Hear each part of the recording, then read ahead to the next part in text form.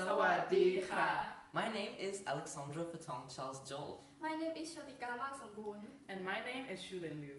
We are MP representatives from Vari Chiang Mai School, and today we are going to present about our research project on the topic of the analysis of sunspot number and AP index in solar cycle 24 to forecast trends in solar cycle 25 and modeling to predict the extent of auroras on Earth. Background and literature reviews. The sun is the main source of energy for all life on Earth. It has its own cycle, called the solar cycle, which lasts around 11 years. During each cycle, there is a moment of heightened solar activity, called the solar maximum, which leads to a higher number of sunspots and an increased AP index. Sunspots are spots or patches that appear every now and then on the sun's surface.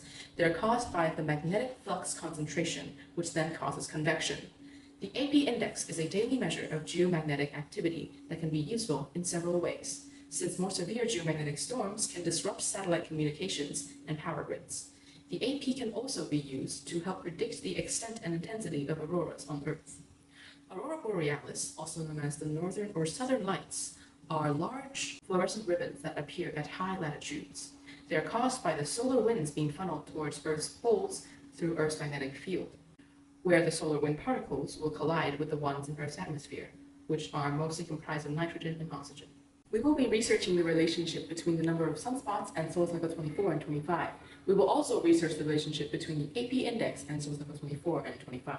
And finally, we will be modeling the extent of auroras on Earth using a machine learning algorithm based on the number of sunspots. Research objective. Our research objective is firstly to analyze the relationship between the number of sunspots and the AP index in solar cycle 24, to create an equation that predicts the trend of the number of sunspots and the AP index during solar cycle 25. And secondly, to create a model that predicts the extent of auroras on Earth from the number of sunspots. For the methodology, we will start with data collection. We will collect data on the average monthly number of sunspots and the average monthly AP index during SC24 and SC25 from the Space Weather Life database and GFC German Research Center from Geoscience database. Secondly, we will analyze the data collected from Space Weather Life and GFC database using a Python program. We will plot a graph in Python to Google Colab of the average monthly number of sunspots and SC24 using Matplotlib, SciPy, NumPy, Python libraries to find a relationship between the number of sunspots and SC24. Then we will find the most appropriate mathematical function to explain the relationship between the number of sunspots and the SC24 to predict the number of sunspots for SC25.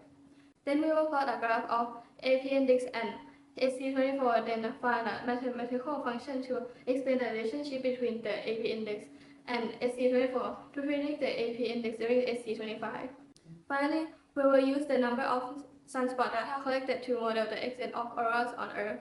We will predict the extent of auroras using supervised classification machine learning algorithm in the Python language using scikit-learn library. The algorithm used include KNN, random forest, logistic regression, decision tree, SVM. We will test the accuracy for all algorithms to find the most appropriate one to predict the extent of auroras. Results and discussion. Section 1. The relationship between the number of sunspots and solar cycle 24 and 25.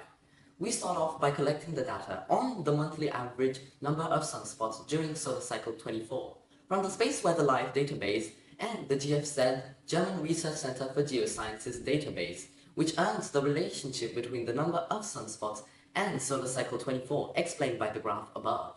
From the data collected, we analyzed the data to find the most appropriate mathematical function explaining the relationship between the number of sunspots and solar cycle 24, which has the three different functions to find the most appropriate function.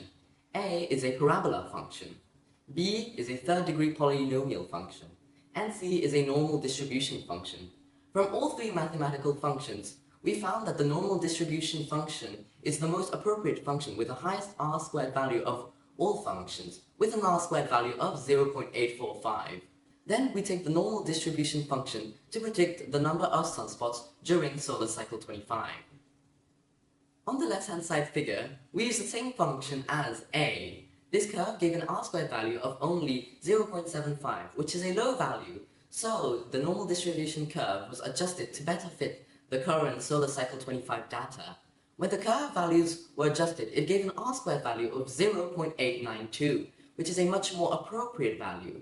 This shows that the solar cycle 24 curve fit isn't exactly the same as for SC25. Then, the graphs of the relationship between the number of sunspots during solar cycle 24 and 25 were combined. The graph explains the solar maximum and the solar minimum values during the 132-month solar cycle. The solar maximum is a region of higher solar activity, usually during the middle of the solar cycle. And the solar minimum is a region of lower solar activity, usually between the end and the start of a new solar cycle. Next, Section 2, the relationship between AP index and solar cycle 24 and 25.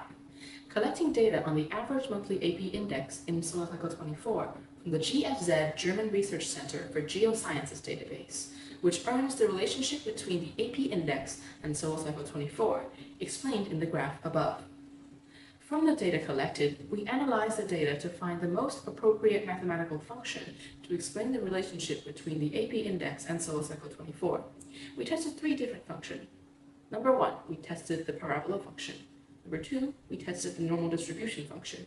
And finally, we tested the third-degree polynomial function. From all 3 mathematical functions, the most appropriate function is the third-degree polynomial function with an R-squared value of 0.354. We then take the mathematical function from the relationship between the AP index and solar cycle 24 to predict the AP index during solar cycle 25. The third-degree polynomial curve gives an R-squared value of only 0.057, which is a very low R-squared value. So the third-degree polynomial function was adjusted to better fit the current data. When the curve was adjusted, it gave an R-squared value of 0.394, which is more appropriate but still fairly low. This shows that the relationship between the AP index and solar cycle 24 is not really the same as the relationship between the AP index and solar cycle 25. The graphs of the relationship between the AP index, solar cycle 24, and solar cycle 25 were combined. The graph explains the solar maximum in solar cycle 24 and the solar minimum between the solar cycles. The solar maximum is explained by the increased AP index during the middle of the solar cycle, and the solar minimum is explained by the lower AP index during the beginning and the end of both solar cycles.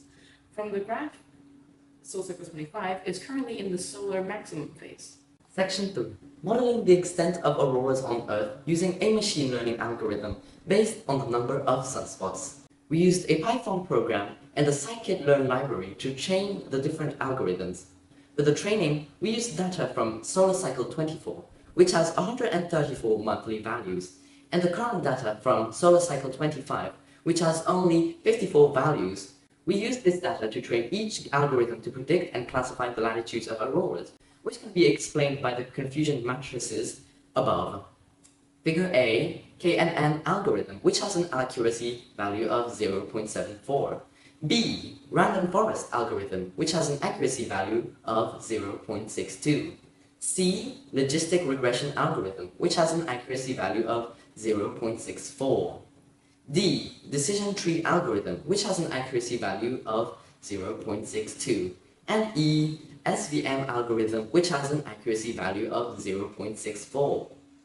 It was found that the most appropriate algorithm was the KNN algorithm, which had an accuracy value of 0.74, a precision of 0.72, a recall of 0.74, and an F1 score of 0.73. It also had a nearest neighbor value of 3. This shows that the number of sunspots is an appropriate parameter that can be used to predict and classify the latitudes of auroras on Earth. Conclusion. From the study of the relationship between the number of sunspots and solar cycle 24 and 25, it was found that the relationship can be explained using a normal distribution function, and each solar cycle has a different variant of the normal distribution function. The function for solar cycle 24 has an R-squared value of 0.845, and the function for solar cycle 25 has an R-squared value of 0.892. This shows that the solar cycle 24 and solar cycle 25 can both be explained by normal distribution function, but with adjusted values.